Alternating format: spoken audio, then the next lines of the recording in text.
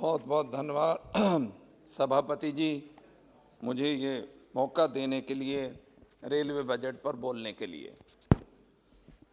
Sir, जो railway budget है उसके तीन हिस्से हैं, तीन उसका है।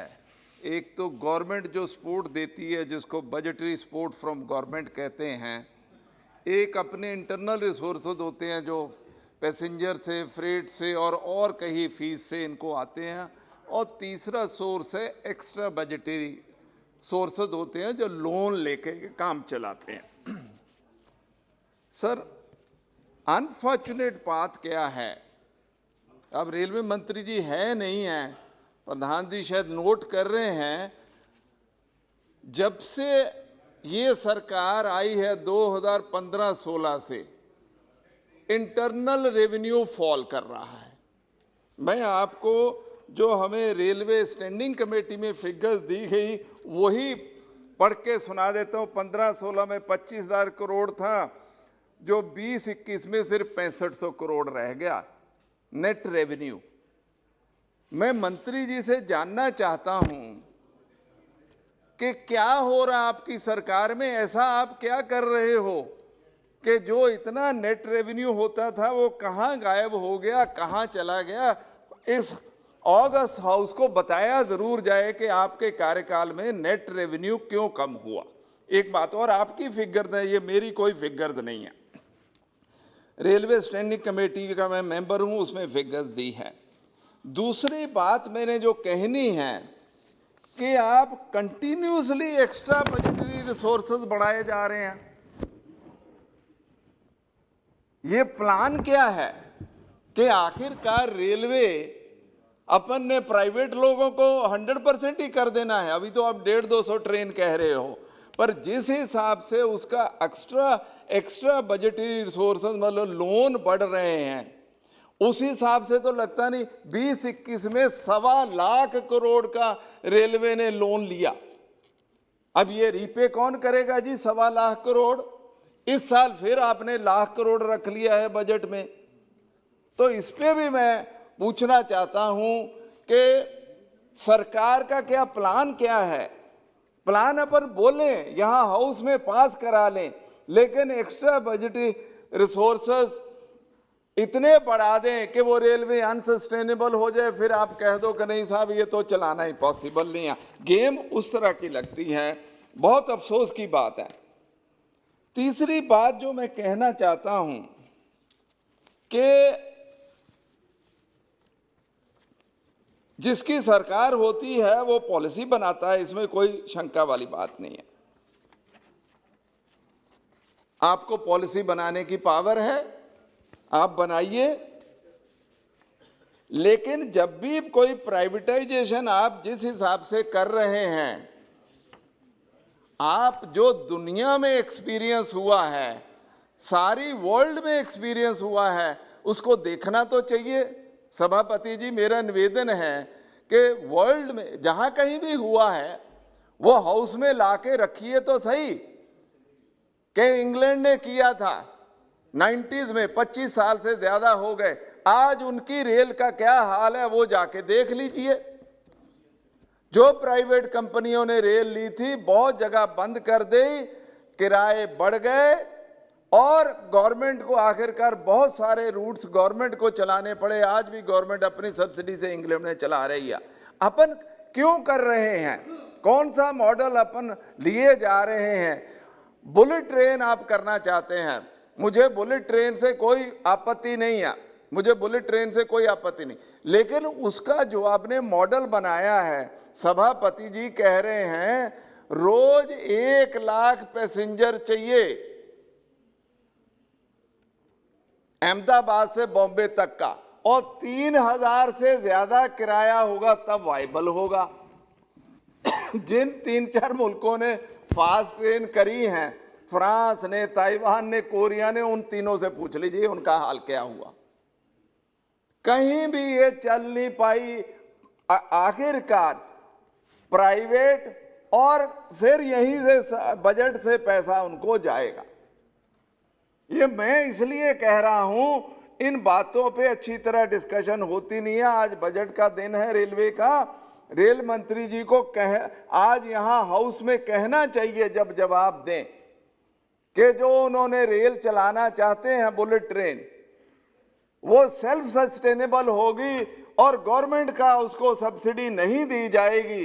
वो ठीक है, बड़े लोग अगर उसमें जाना चाहते हैं तो किसी को कोई, अगर पेमेंट वाले लोग हैं वो देना चाहते तो किसी को कोई आपत्ति नहीं हो सकती। लेकिन दुनिया का एक्सपीरियंस उसके खिलाफ है, सारी दुनिया का खिलाफ है उसके। अब रेलवेज पे आ जाएं सर, मेरा ख्याल है रेलवेज रिप्रेजेंट्स द कंट्री।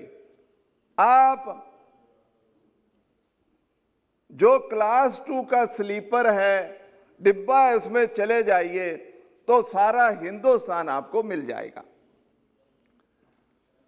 कोई नौकरी लेने जा रहा बॉम्बे, कोई दिल्ली जा रहा, कोई इंटरव्यू के लिए जा रहा, कोई पंजाब हरियाणा बिहार से, ईस्टर्न यूपी से मजदूर आ रहे हैं, सारा हिंदुस्तान आप रेलवे में देख सकते हो।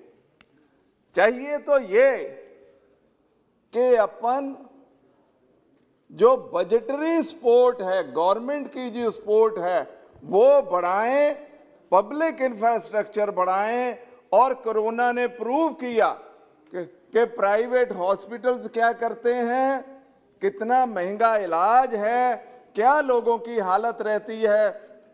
अपन गवर्नमेंट की ओर जाएं, ये प्राइवेटाइजेशन की ओर ना जाए। अब कोरोना के नाम पे सर जो कुछ हो रहा है, ट्रेनें कम करी जा रही हैं, वैसे सारे काम, पॉलिटिकल मीटिंगें करनी है तो लाख लाख की रैली हो सकती है, लेकिन ट्रेन चलाने में अभी तक नॉर्मलाइजेशन नहीं हो रहा है। ये कब तक अपन ने कोरोना के नाम पे गरीब लोगों को ट्रेनों के लिए तरसाना है, ये मैं मंत्री जी के उनसे मुंह से सुनना चाहता हूं। मेरी अपनी कंस्टिट्यूएंसी में, और मुझे अफसोस है, मैं ये बात यहां कहना नहीं चाहता था सभापति जी, मैं बोलना नहीं चाहता था इस बात पे, लेकिन ऐसा कहीं ना कहीं लगता है कि फार्मर एजिटेशन को लेके पंजाब को टारगेट किया जा रहा।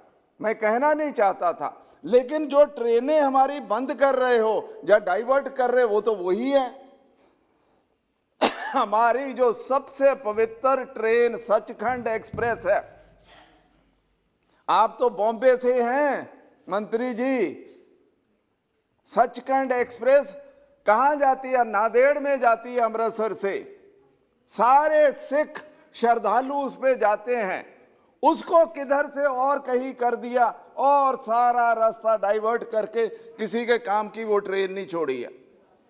और वही नहीं, हमारा दूसरा धार्मिक स्थान है सर उत्तरांचल में, अपना ऋषिकेश के आगे हेमकुंड साहिब, उसकी जो हेमकुंड एक्सप्रेस है उसकी डाइवर्शन कर दी। और बॉम्बे से, आपके शहर से सबसे पुरानी ट्रेन जिसको फ्रंटियर मेल कहते थे, अमृतसर बॉम्बे जो दादर पे जाती है, उसको कहीं डाइवर्ट कर दिया। हमारा ये कहना है कि पंजाब के साथ हो क्या रहा है, ये क्यों आप टारगेट कर रहे हो? किसानों ने एजिटेशन करी तो चल रही है, आप उनसे बात करिए। पर हमारी धार्मिक ट्रेनों को, हमारी जो इतनी जरूरी ट्रेन हैं, अच्छा उसमें जो जो जो जो जो फतेहगढ़ साहब है, वो उसके इलाके के सारा इधर उधर किया। सर फतेहगढ़ साहब, मैं पहले भी पार्लियामेंट में बोल चुका हूं सर, फतेहगढ़ साहब वो जगह है जो अमृतसर साहब से बाद सबसे पवित्र स्थान है सिखों के लिए। वहां हमारे 10वें गुरु के छोटे दोनों साहिबजादे औरंगजेब ने जिंदा नीहों में चनवा दिए थे।